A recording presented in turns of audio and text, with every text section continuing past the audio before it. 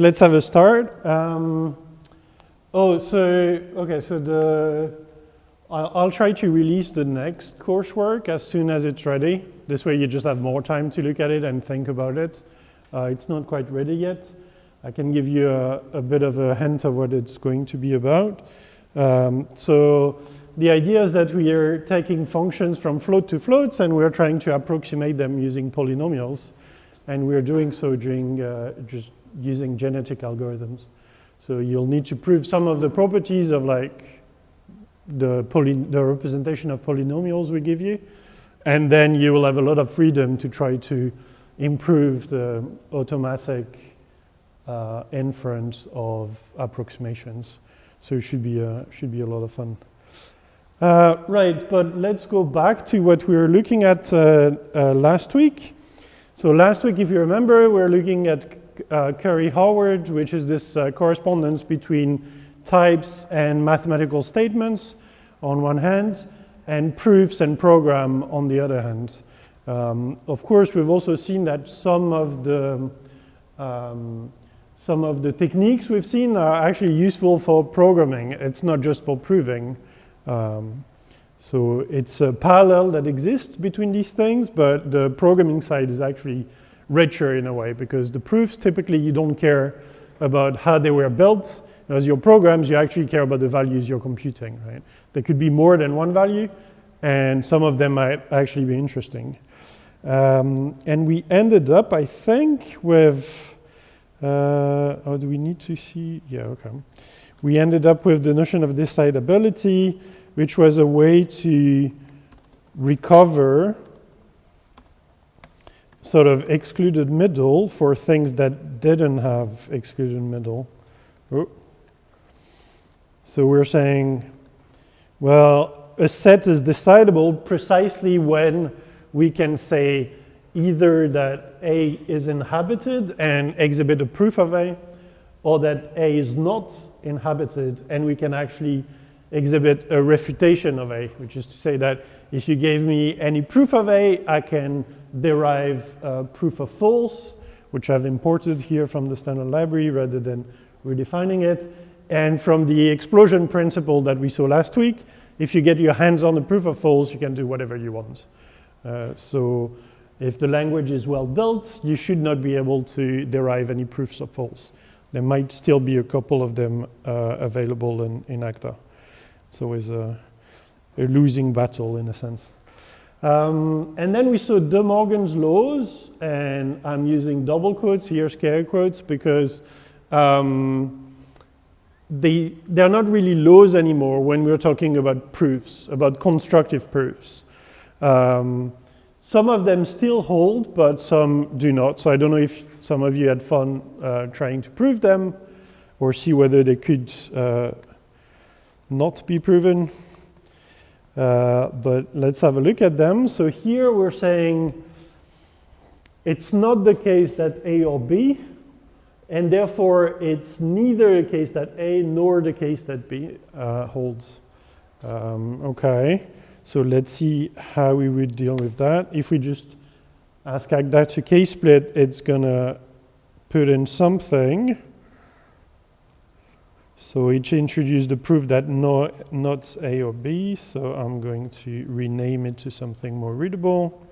So this is a proof that not A or B, and now I need to prove not A and not B. Oh yeah, this is the AND we defined yesterday. Again,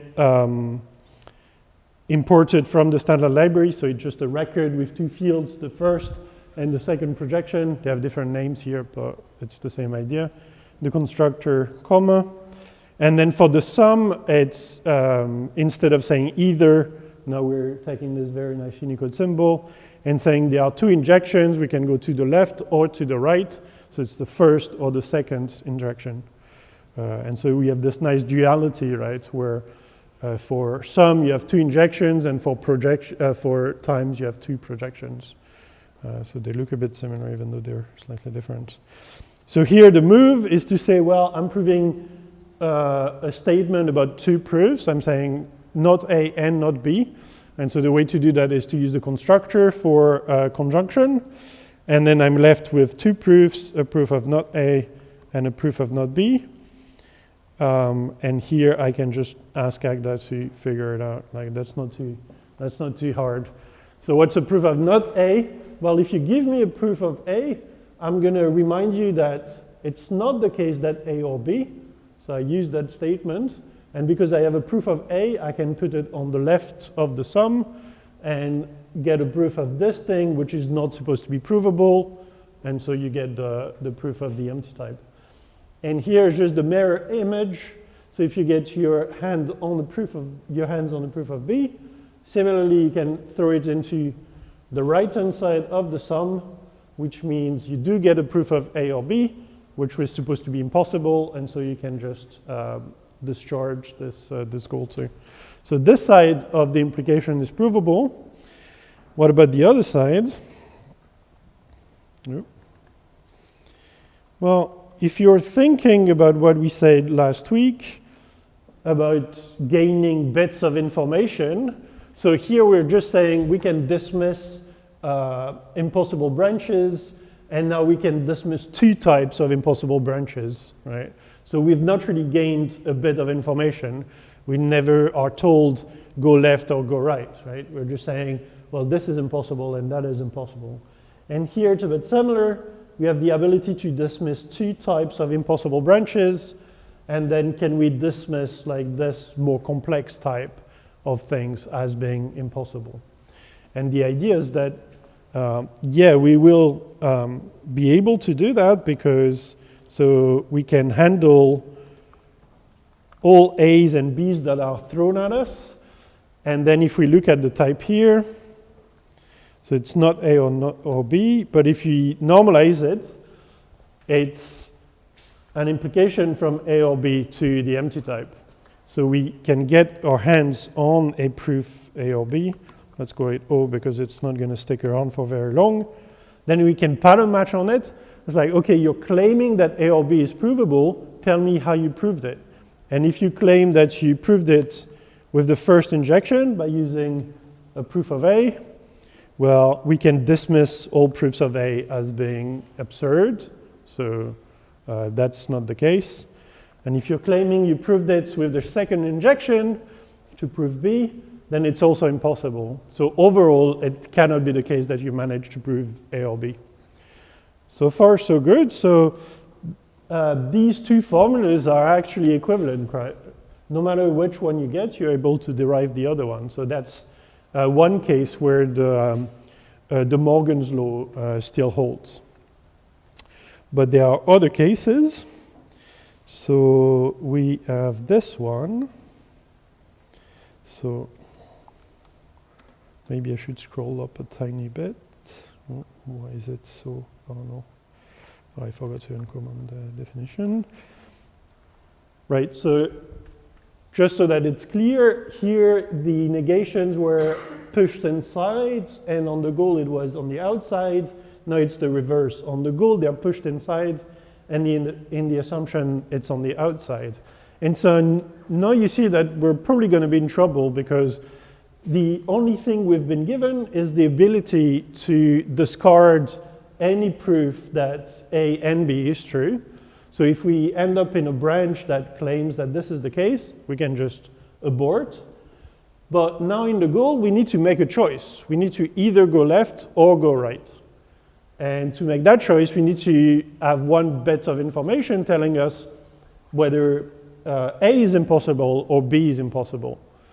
But there's no way for us to get that knowledge. So if we just have this not A times B in context, here, if we ask Agda to start filling in the hole, it's telling us, I don't know which one of these two to pick. So it's our job to make a choice. And we have just no information whatsoever that could tell us what to do. So for now, it's will remain a hole. Ooh.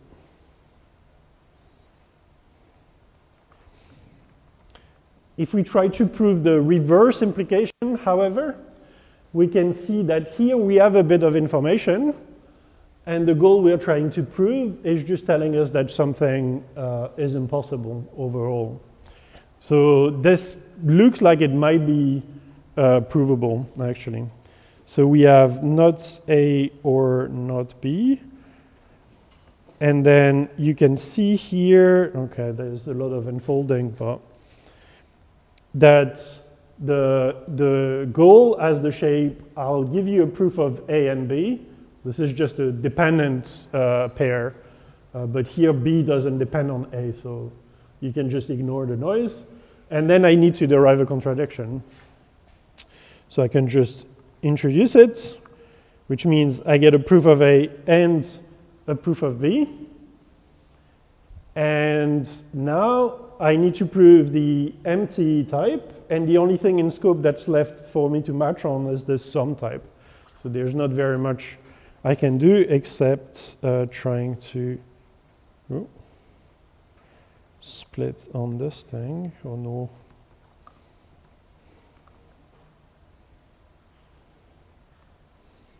Not B. Some more. So if I split on this, I may get a proof that either not A is true or not B is true.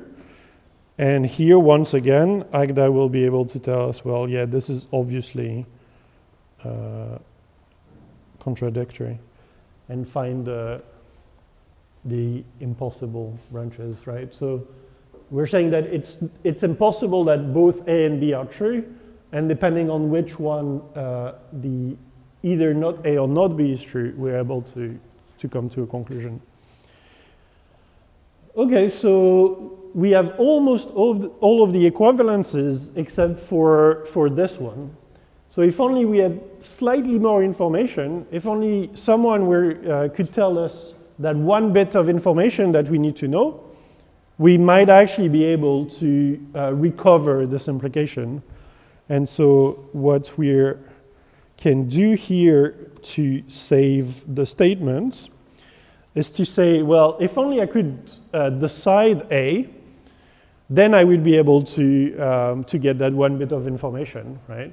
Because if I know that A is true, then it's necessarily the case that not B will hold. Because if you think about it, it's not the case that both A and B are true. So if I already know that A is true, there's no way B can be true.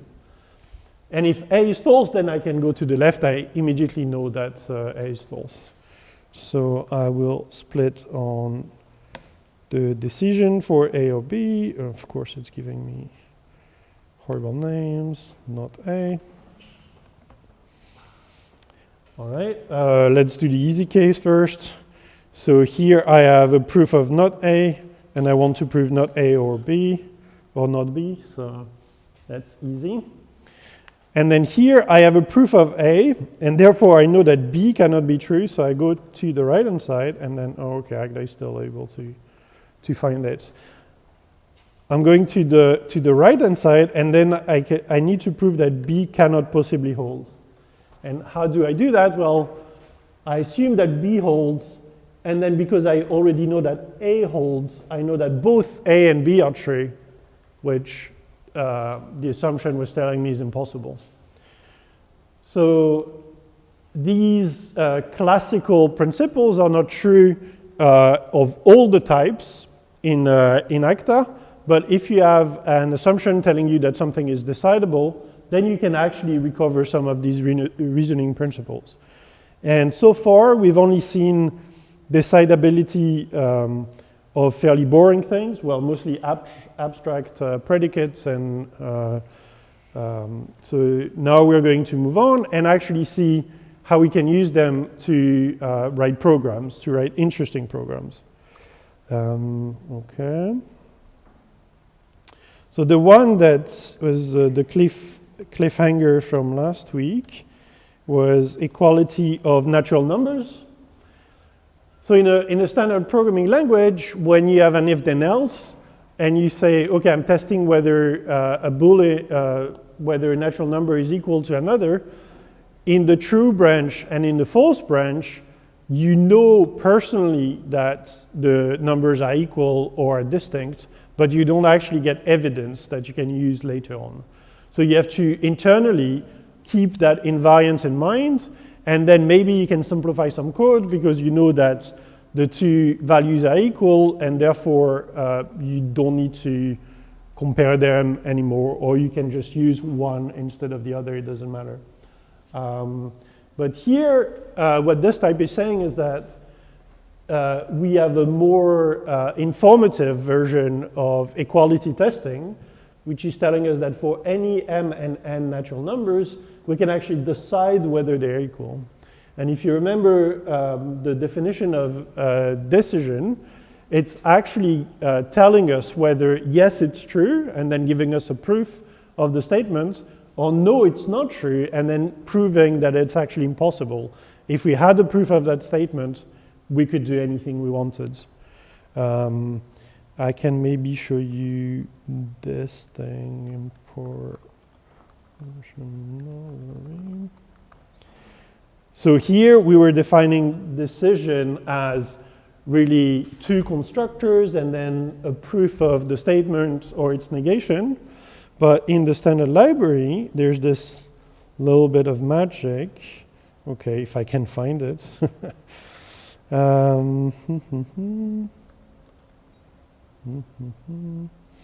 Right, which is slightly different. It's telling you a decision is actually just a boolean, but it's a boolean that makes sense.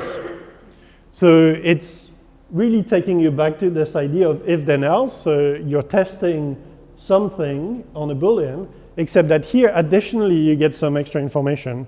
And this reflect thing is, it looks a lot like our definition of decidability, right? So if the boolean is true, then it better be the case that A is true. Well, A is provable. If the boolean is false, then we should be able to disprove A. So it's really encoding this idea of making a test, but then also retaining some information about the value we computed when we did the test. But here, for simplicity purposes, we're using the inductive definition of decidability. Okay, so how do we do that? Well, to compare two natural numbers, we need to inspect them. There's no magic. We need to take them apart. So I can split on both of them, and then I have one easy case. So if they're both 0, the goal is to prove that 0 equals 0. This is true via ruffle, so Agda can find that. Then if there's a mismatch at the head, we already know they're distinct, so we can immediately say no. So here I found this morning that Control-C, Control-A has a bug. It's not printing the no, so you unfortunately have to write these proofs by hand. And then we have an interesting case, right? So our first observation tells us that both of the natural numbers start with a suck constructor. So far, they're not distinct, but we cannot also say that they're equal because the m and the n might still be different, right? So this is, for instance, testing that 3 is equal to 2. Well, 3 is 2 plus 1, and 2 is 1 plus 1. We can't conclude yet. We need to do some more work. And so this is where we'll use a gadget called with. Oh. Oh. So why did I write this? Well, the heads are equal. So what I want to do next is to check whether the rest of the natural numbers are equal. That is to say, I want to make sure that m is equal to n, or that I can disprove it. And so here, instead of declaring another function or doing a case analysis or whatever, I can just throw in an extra value that will correspond more or less like, that will look like an extra argument to the function. So I'm accumulating more information on the left-hand side before I make a choice on the right-hand side to say either yes or no. So if you look at the type of P here, it's exactly the type of this expression. And what these 3 dots are saying, they're saying, well, just keep the same left-hand sides. Ooh. Oh. Why are there exclamation marks in here? Keep the same left-hand side, and then I will name the result of this call P as an extra value to consider. Okay, so now to make a decision, I need to actually inspect P. Are M and N equal, or are they distinct? So if I match on them, I get 2 results. Either they're equal or they're distinct. And so if I know they're equal, then I should be able to conclude that indeed the sucked versions are also equal. And here, there are different things you could do. Maybe it's worth checking this version. Oh, okay, I thought it was going to be more dramatic. Oh, where are we? So I had in my hands a proof that M is equal to N. I decided to match on it, and as a consequence, now in the left-hand side, both M and N have become the same. So like that just preserved the original names here when I k-split. But if you look in the context, it's just the same as last time. It has actually decided to unify these things. So I can actually go in the left-hand side and modify it. And this is actually why we like to accumulate information on the left-hand side, because by further pattern matching on the results to of the recursive calls, we might actually learn some information which will transform the left-hand side. But if you're deeply nested on the right-hand side, how do you propagate this information back to the left? Like it would only become true after matching on the thing that these things are equal. So there's no trace of this invariant in the source and so on. So that wouldn't be very convenient for the source as a document. Instead, here we're able to just accumulate these extra values and make observations of them and learn new information. Okay, so the goal was transformed. Now that M and N are equal, and we can just hopefully, yeah, it will find the proof immediately. And then in the negative case, so we know that M is not the same as N, and now we need to prove that, well, it's not going to be the case that suck of M equals suck of N. So let's do a bit of normalizing.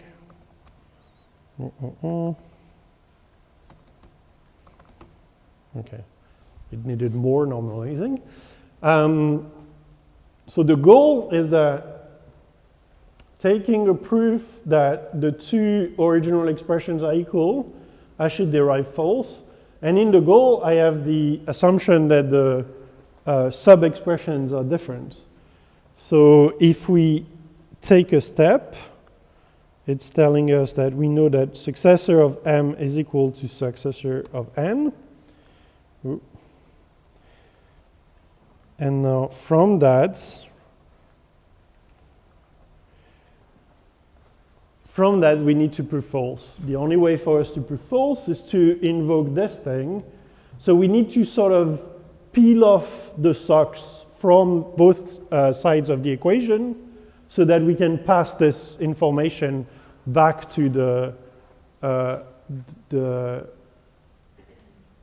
assumption that allows us to dismiss the branch. So one way we could do it is by pattern matching on these things, because if you remember, when we match on an equation, then Agda will try to unify both sides. If you have the same constructor at the start for both of them, it will just remove them, and then it will see the 2 variables, and it will be able to make this statement true by making sure that one is equal to the other. So if we do that, then internally, we are left with the ability to dismiss any branch where we can prove that m is equal to n, and that's always provable by REFL. However, what I like to do instead is to use congruence. So if you remember, when we're proving that from m equals n, we can prove suc of m equals suc of n, we're saying, well, it's the same thing appearing on both sides. I can just use congruence to slap the same constructor on each side, and then it will go through. Well, if only we had a function peeling off successors on the outsides, then we would be able to slap that function on both sides, it computes, and it reduces to the right thing. And so this is what I've imported here. Oh, this definition is horrible. Okay, so let's not chase down the imports, but what pred is computing, it's computing the predecessor of a natural number, which is to say that if it's 0, well, we could maybe return a maybe type, but it's kind of annoying, so we always return 0. But if it's non-zero, we return the natural number just below it. So here, if I apply compred to, right.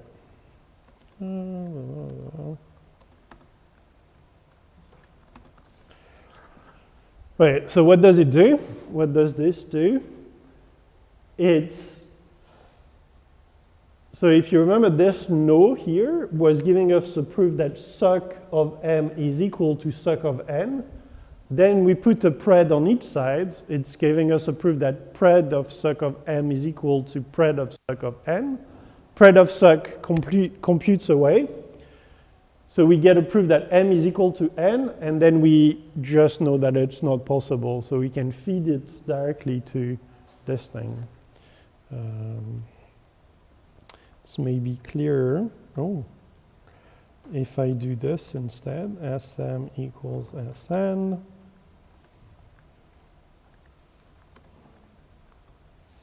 Compred Sm equals Sn. So I take my proof, I put a predecessor on both sides. Predecessor is a function that actually computes. So if I normalize it,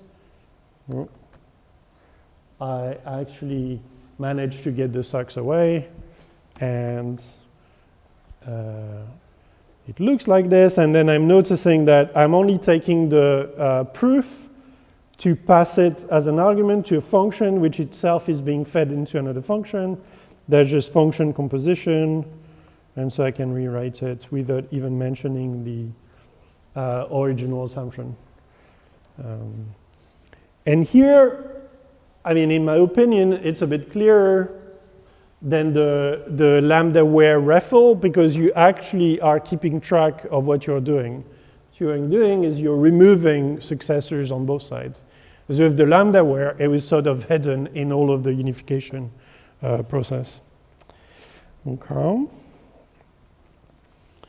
So this is a very common thing to prove because it's very convenient to be able to decide equality on things. So if you're defining vectors in the coursework, you will need to, oh no, it's the next one. You will need to prove that there's a decidable notion of equality on them and so on polynomials. You can do it for trees, you can do it for whatever. Okay. But sometimes, so here the equality is a very generic statement, right? But sometimes you have predicates that are a bit more specific to the data you're looking at. So the one I wanted to check today is this thing. Oh, that's not. So I want to define what it means to be even or odd, I can't remember, one of the two. And it just so happens that because they're alternating, it's just really convenient to define both of them at the same time. So this is the syntax you can use in Agda to say, I'm going to give you two type families that are both indexed over a natural number and returning a type. They're called even and odds. And then you can define, I mean, they don't have to be defined in the same order. You can do whatever you want. Right, you shouldn't repeat the type. So now I'm going to describe how we can prove that something is even or odd. So the first one is if the number of interest is 0, then it's trivially even, and we can introduce, using the overloading we have in Agda, a constructor called 0. And otherwise, if we have a successor, well, if n is odd, then the successor of n will be even. And so now to tie this together, the only thing we need to do is say, well, if n is even, then the successor of n will be odd. Ooh, almost screwed up here. All right. So a proof that a number is even or odd, actually I can write it, will look exactly like the number. So hopefully this is the right number of things. Of course not, but so if you've picked the right evenness, then such a proof will just be computed by using the normal constructors that are one-to-one with the value constructors. So here I'm trying to prove that 4 is even. That doesn't work. We can do 5 instead. And this is... Okay, that was scary. Right, but this gets really annoying very quickly. And as a matter of fact, when n is not concrete, we can't just write something like this. So what we write instead is a decision procedure telling us whether something is even or whether it's odd. So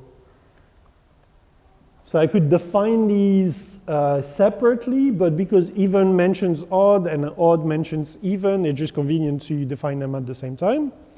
So when you want to define multiple functions at the same time, it's the same as for the type families here. You just declare them together, and then you define them afterwards. So what does it mean for something to be even? Oh, if I can reload. Well, we need to inspect the natural number, otherwise we're not going to be able to say anything. If it's 0, yes, Agda is able to find the proof. And if it's a successor, then, well, if we look at the definition, the successor of a number is even only when its predecessor is odd. So what we're going to do is the same as for the equality test. We're going to say, well, is it the case that n is odd? And so here you can see that this with gadget is not limited to just recursive call of the functions you're defining. You can just throw in whatever you want as extra argument to the function. So now I have this thing in context telling me that I know how to decide whether n is odd. So I can split on it. And if I have a proof that n is odd, then hopefully, yes, there we go. Agda is happy to tell us that successor of n is even. And otherwise, well, we're going to prove that it's not possible for n to be, for successor of n to be even. And how do we do this? Well, we could prove an auxiliary lemma that's a bit like pred, that would say if even of suc n is true, then odd of n is true. But we can also just do it in line with a pattern matching lambda saying, well, if you're claiming that suc of n is even, then I should be able to inspect that proof. And if we remember the definition here of the predicate, there's only one way this proof could have been produced, right? Even of 0 is just incompatible. So when we case split on that proof construction, ooh, okay. Agda is not quite set up to do the interactive case splitting in such a complicated right-hand side. So we write it by hand instead. So there's a single case telling us that, oh, well, this is what happened when you write it by hand. It's wrong. Telling us the only way suc of n can be even is if n itself was odd, and so this branch can be dismissed. And then we can play the same game with testing whether something is odd.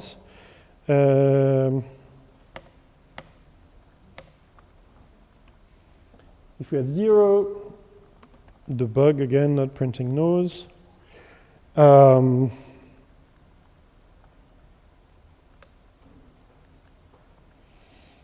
If we have 0, it cannot possibly be odd. If we have a successor, then it's only odd if the predecessor was even. So we test whether something is even. We get back a result. If it was even, then the successor is odd, and we can build the proof by wrapping a successor around. If it was not even, then we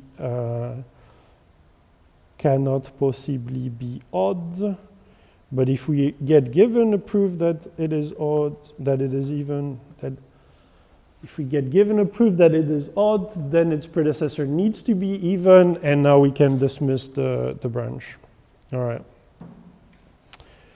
Okay, so we've been able to prove these things, but it's maybe not the most satisfactory of proofs, because really when you think about it, like these predicates are more of a partition of the natural numbers.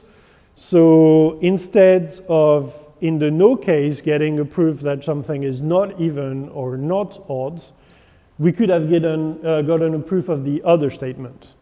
So when you're thinking of setting up your proofs, here the whole point was to illustrate decidability and width and local pattern matching and so on. So it's fine. But to have a more useful primitive, maybe it's more interesting to instead be proving, so this is even or odd, which is going back to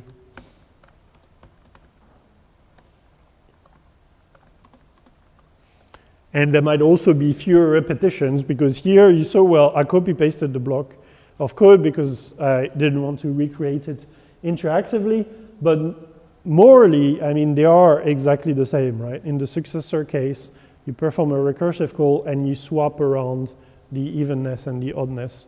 So here, at least, you will do it only once, and you will be getting a much stronger you will be getting much stronger information in the case where something is not even, for instance, because you actually get an inductive proof that you can inspect. Okay.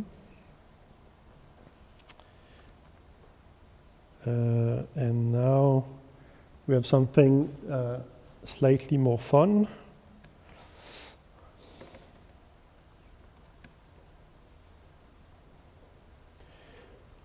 So still going with decidability, we have this thing. So we have a predicate on the natural numbers, and we know that for any natural number, we can decide whether the predicate holds of that number. And additionally, we know that it's not the case that for all natural numbers, P of n is false. And the question is, are we able to derive a proof that there exists an n such that P? And if we look at existential in the standard library, blah, blah, blah, it's basically just an alias for the dependent pair.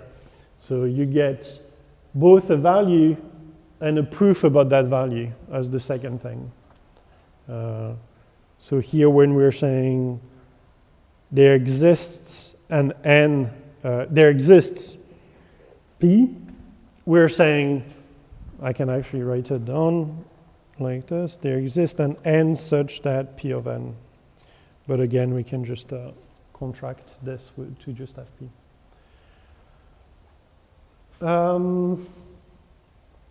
Yeah, so how could we prove the statement? If we know how to test whether P holds, how can we find a natural number that satisfies P?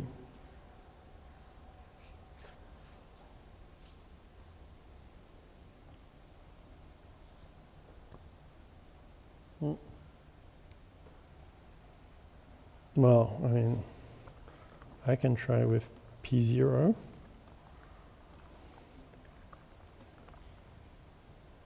Oh, the test.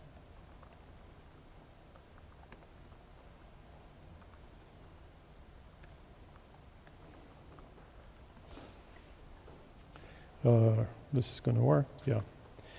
Yeah, I can try P0. If P0 is true, then I'm fine. Otherwise, if P0 is not true, well, I can maybe try P1.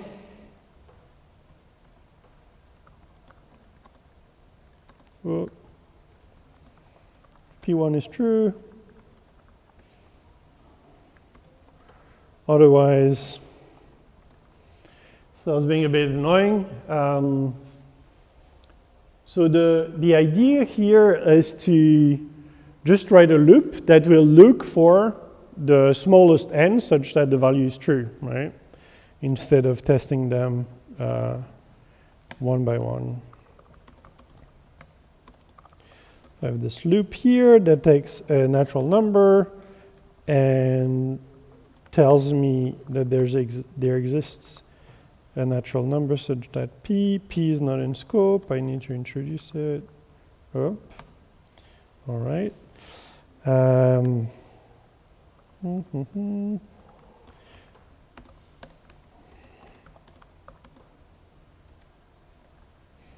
So this is the generic version of checking whether 0 or 1 or 2 exist and so on. So currently I'm considering I. If P of I is true, then I can conclude. I can just return the I that I wanted and the P of I. And if it's not the case that I is true, then I can just look at the next one, right? Okay. And so if we're thinking of constructive logic as being something that gives you some really strong guarantees, that if you have the sum of two things, if you have either A or B, then you really do have either proof of A or proof of B. Or if you have a pair, then you are guaranteed to get one element of each of them. We could feel that this is maybe, even though Agda is rejecting it by saying, how in hell is this going to finish? Because the only argument is always increasing.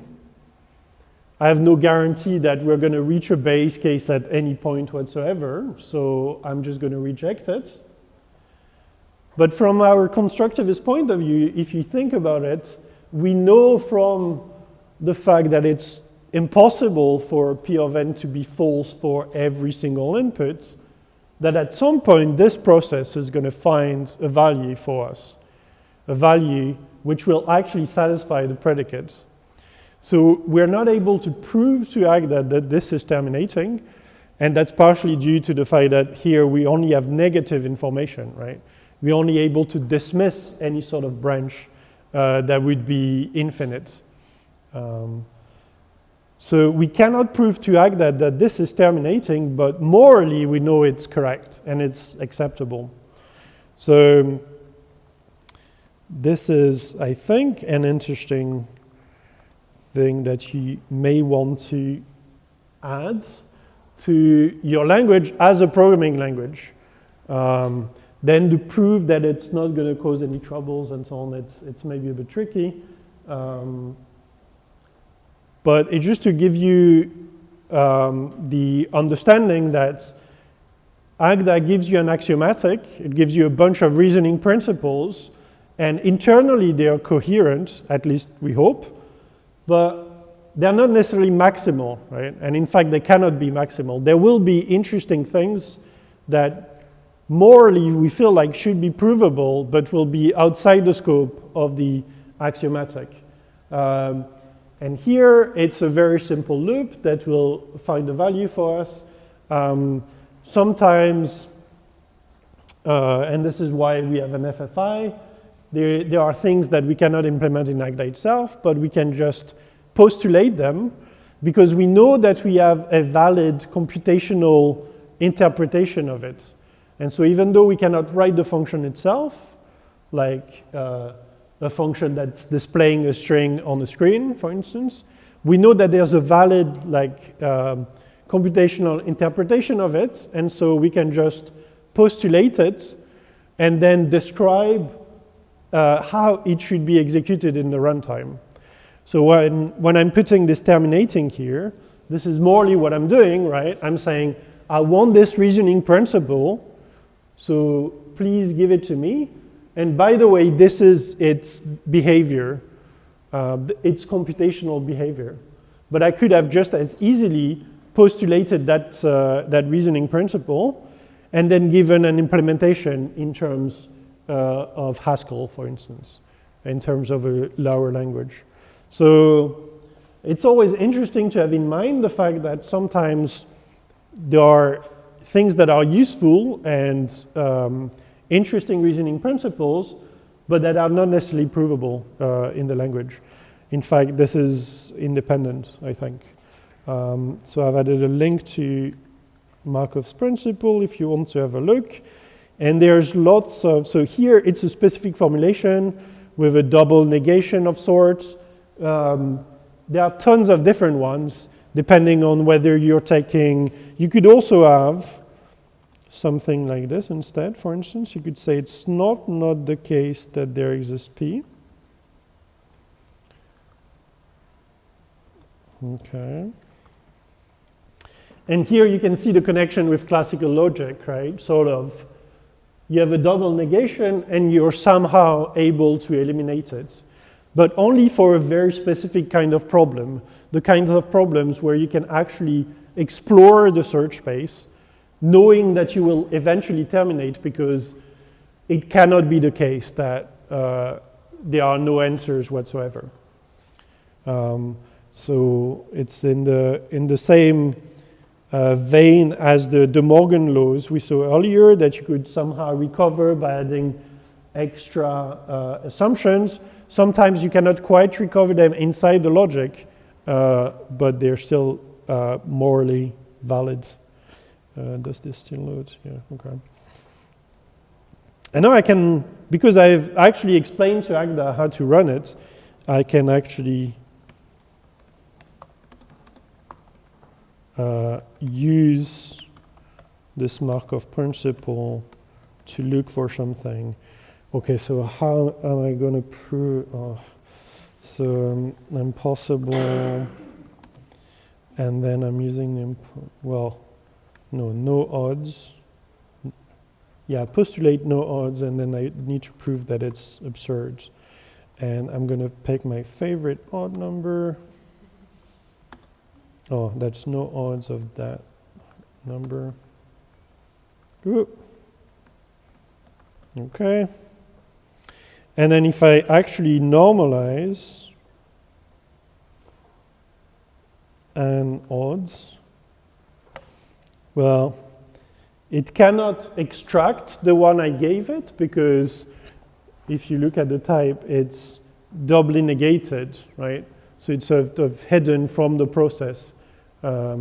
But because we've written this loop, it's actually going to test from 0, 1, 2, 3, etc. And it will find the smallest one, which is 1 in this case.